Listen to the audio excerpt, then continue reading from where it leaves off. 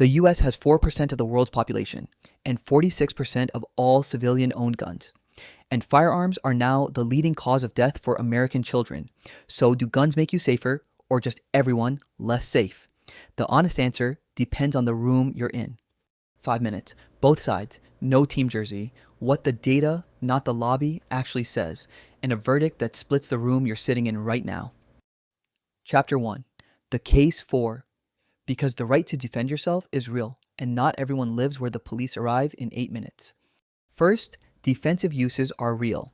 The CDC documents around 70,000 confirmed defensive gun uses per year. Survey estimates run from 500,000 to over 2 million, including the time someone just brandished and the threat left. And police response time matters. Average urban response, 8 minutes. Average rural response, over 30. In remote America, the cavalry isn't coming. If you live somewhere a violent intruder has half an hour, your tools are your own. There's also the deeper argument. An armed civilian population is a hard problem for any government that wants to remove rights without consent. Warsaw resisted Nazis with smuggled handguns. Ukraine handed out rifles in week 1. The argument has historical weight. And for the right person, guns can rebalance the asymmetry. A small woman with training has options against a larger attacker. A rural senior alone at night. A domestic violence survivor whose ex has been told to stay away. Context decides whether the tool helps. Chapter 2. The case against. Because the body count is also real, and most of it isn't the home invader scenario the lobby sells. Compare countries. US gun death rate, 12 per 100,000. UK, 0.2. Japan, 0.02. Same humans, same crimes, wildly different outcomes. The variable that explains the gap is gun availability, not mental health, not video games. Then look at where US gun deaths actually come from. 55% suicides. 8 in 10 gun suicides die. 8 in 10 attempts without a gun survive. Owning a gun roughly doubles suicide risk in the household. Most gun deaths are private, not criminal. And domestic violence. A gun in the home of a violent partner increases the woman's risk of homicide by 5 times. Not threats, completed homicides. Half of all women murdered in the US are killed by a current or former partner, usually with a firearm. And children? As of 2020, firearms are the leading cause of death for Americans aged 1 to 19. Higher than car accidents. Higher than cancer. The US is the only country in the developed world where this is true. That is not a normal data point.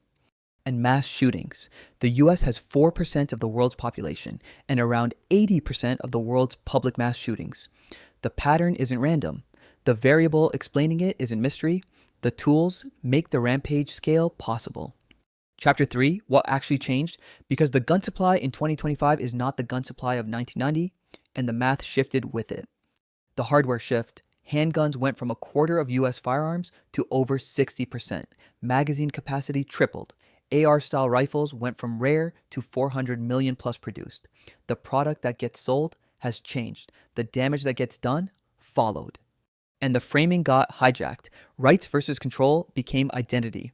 Meanwhile, the actual death drivers, suicide, domestic violence, public massacres, got buried in a tribal war.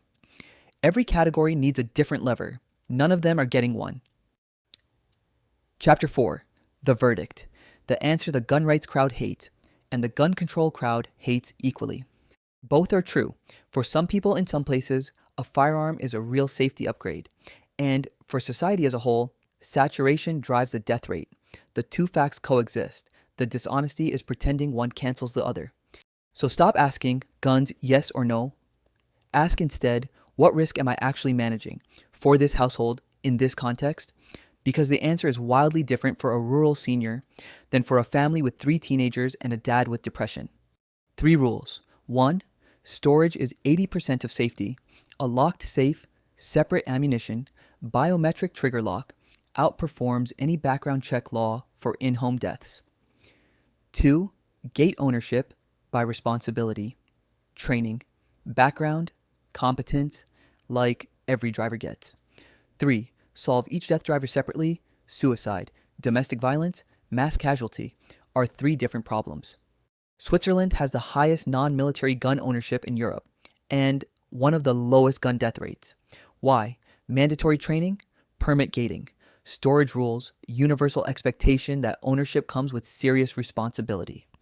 The model exists, the country with most guns just won't adopt it. What actually keeps you safe where you live? A gun?